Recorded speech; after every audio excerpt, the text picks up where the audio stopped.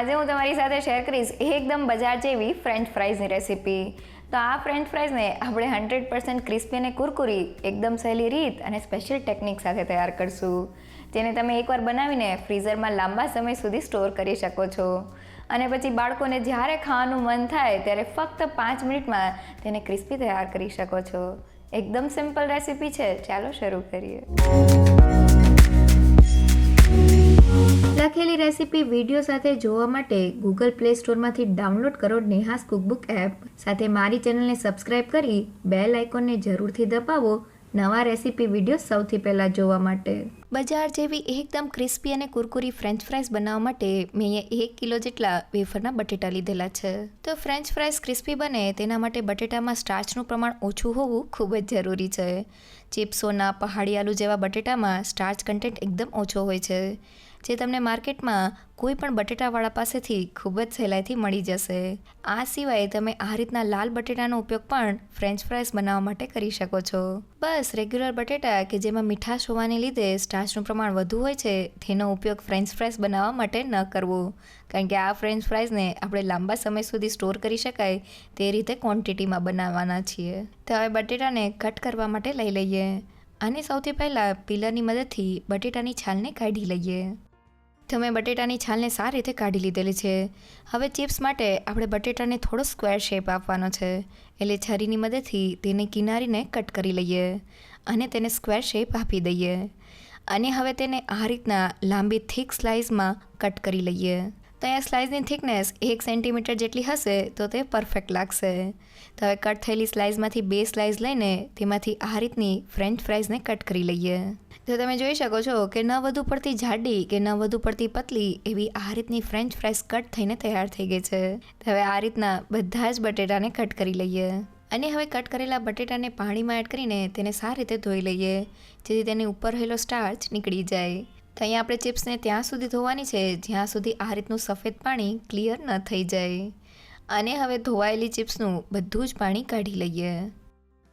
તો અહીંયા ફ્રાઈઝને એકદમ કુરકુરી બનાવવા માટે આપણે તેમાં રહેલો બધો સ્ટાર્ચ કાઢવાનો છે. જનરલી ગરમ પાણીમાં થોડા મીઠા સાથે ફ્રાઈઝને ઉકાળીને તેનો સ્ટાર્ચ કાઢવામાં આવે છે, પણ આજે આપણે કોઈ પણ જાતની મહેનત વગર ફ્રાઈઝમાં પાણી એડ કરી દઈએ અને તેમાં થોડા આઈસ ક્યુબ એડ કરી દઈએ. તો જેને એકદમ સહેલી રીત બરફવાળા પાણીમાં ફ્રેન્ચ ફ્રાઈઝને પલાળવાથી તેમાં રહેલું બધું જ સ્ટાર્ચ લોક થઈ જાય છે અને આપણી ફ્રેન્ચ ફ્રાઈઝ ઉકાળવાની ઝંઝટ વગર પણ એકદમ ક્રિસ્પી તૈયાર થાય છે. તો એ ફ્રાઈઝને બરફવાળા પાણીમાં 30 મિનિટ માટે રહેવા દઈએ. તો લગભગ 30થી 40 મિનિટ જેવું થઈ ગયું છે અને બરફવાળા પાણીમાં આપણી ફ્રાઈ સારી રીતે પલળી ગઈ છે. તો તેનું બધું જ પાણી કાઢી લઈએ. તો એ ફ્રાઈઝને ફટાફટ તળવા માટે આપણે તેને ડ્રાય કરવાની છે. તો તેને આ રીતના કોઈ પણ કોટનના કપડા ઉપર રાખી દઈએ. તો આ કપડા ઉપર તમે ફ્રાઈઝને સ્પ્રેડ કરીને 30થી 40 મિનિટ માટે પંખા નીચે રાખીને કોરી કરી શકો છો. પણ આજે આપણે તેને એકદમ ફટાફટ કોરી કરવા માટે કપડાને આ રીતના બધી જ બાજુથી ભેગું કરી ગાંઠને બાંધી લઈએ. તો ફ્રાઈઝને આ રીતના બાંધવા માટે કોઈ પણ પતલું સૂરતી કપડું કે પછી મલમલના કપડાની પસંદગી કરશો તો બેસ્ટ રિઝલ્ટ આવશે. અને હવે વોશિંગ મશીનના ડ્રાયરનું ઢાંકણ ખોલી લઈએ. તો આ મશીનમાં આપણી ચિપ્સ ફક્ત 1 જ મિનિટમાં ડ્રાય થઈ જશે. તો આપણે કાચા બટેટાને બરફવાળા પાણીમાં સોક કરેલા છે, એટલે તે જરા પણ તૂટશે નહીં. સાથે આપણે તેને કપડાથી કોટ કરેલી છે, એટલે તેમાં કોઈ પણ જાતના જમ્સ એડ નહીં થાય. તો તેને ડ્રાયરમાં રાખી દઈએ અને ઢાંકણ બંધ કરીને તેને 1 થી 2 મિનિટ માટે ડ્રાય કરી લઈએ. અને હવે ઢાંકણ ખોલીને ચિપ્સને બહાર કાઢી લઈએ. અને કપડાને ખોલીને જોઈએ તો તમે જોઈ શકો છો કે ફ્રાઈઝ એકદમ સારી રીતે ડ્રાય થઈ ગઈ છે. ઉપરથી જરા પણ પાણીનો ભાગ નથી. જો આ સમયે તમારી ફ્રાઈઝ થોડી પણ ભીની લાગતી હોય તો ફક્ત 5 મિનિટ માટે પંખા નીચે રહેવા દેજો, કારણ કે ડ્રાયરમાં તેનું બધું જ પાણી તો નીકળી ગયું છે. બસ ઉપરથી થોડી ભીનાશ હશે તે પણ વહી જશે. તો હવે ડ્રાય થયેલી ફ્રાઈઝને તળવા માટે મેં આ તેલને ગરમ કરી લીધેલું છે. તો અહીં આપણે તેલને એકદમ સારી રીતે ગરમ કરી લેવાનું છે અને પછી ગેસની ફ્લેમ મીડિયમ કરીને ફ્રાઈઝને તળી લેવાની છે. તો તેલનું ટેમ્પરેચર ચેક કરવા માટે થોડો ટુકડો એડ કરીને જોઈએ તો તમે જોઈ શકો છો કે તે તરત જ ઉપર આવે છે. મીન્સ તેલ સારી રીતે ગરમ થઈ ગયું છે. તો તેમાં ફ્રાઈઝને તળવા માટે એડ કરી દઈએ. હવે તેને ઝારાની મદદથી સતત હલાવતા જઈને 80% જેવી કૂક થાય ત્યાં સુધી તળી લઈએ. તો ફ્રેન્ચ ફ્રાઈઝને બનાવતી વખતે તેને ડબલ ફ્રાઈંગ એટલે કે 2 વાર તળવામાં આવે છે, જેમાં પહેલી વારમાં તેને 80% જેવી કૂક કરવામાં આવે છે અને પછી બીજા ફ્રાઈંગમાં તેને 100% ક્રિસ્પી કરવામાં આવે છે. સાથે પહેલી વાર તળતી વખતે આપણે એ વાતનું ખાસ ધ્યાન રાખવાનું છે કે આપણે ગેસની ફ્લેમ મીડિયમ રાખવાની છે.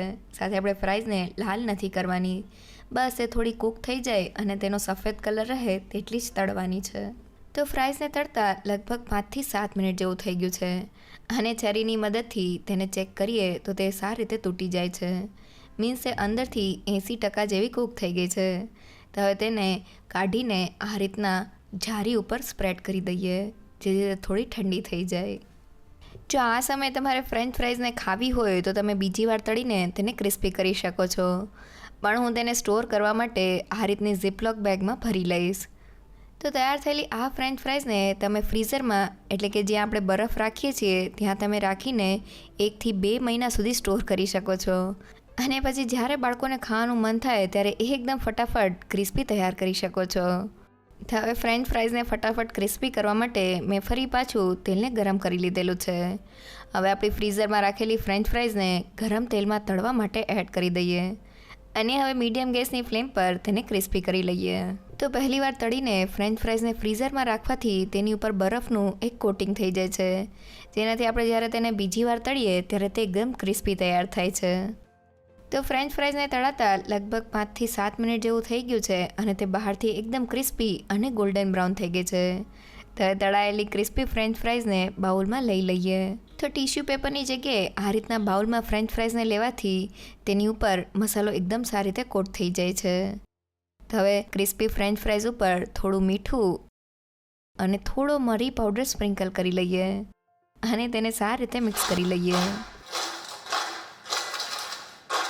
તો ફ્રેન્ચ ફ્રાઈઝનો એકદમ ક્રિસ્પી અવાજ સંભળાય છે. હાથેથી તોડીને જોઈએ તો ક્રિસ્પી હોવાની સાથે ખાવામાં તે એકદમ સોફ્ટ બની છે. તો હવે બજારની ફ્રેન્ચ ફ્રાઈઝ ક્યારેય નહીં લેવી પડે. અને હવે રેગ્યુલર સિવાય મસાલેદાર ફ્રેન્ચ ફ્રાઈઝ બનાવવા માટે મેં થોડી ફ્રાઈઝને તળી લીધેલી છે. હવે તેમાં સ્વાદ પ્રમાણે મીઠું, થોડો મરી પાવડર, થોડા રેડ ચીલી ફ્લેક્સ અને થોડો ચાટ મસાલા પાવડર સ્પ્રિંકલ કરી લઈએ. અને મેં અહીંયા થોડી ફ્રેશ પાસલે લીધેલી છે, તેને એડ કરીને બધી જ વસ્તુને ફ્રાઈઝમાં સારી રીતે મિક્સ કરી લઈએ.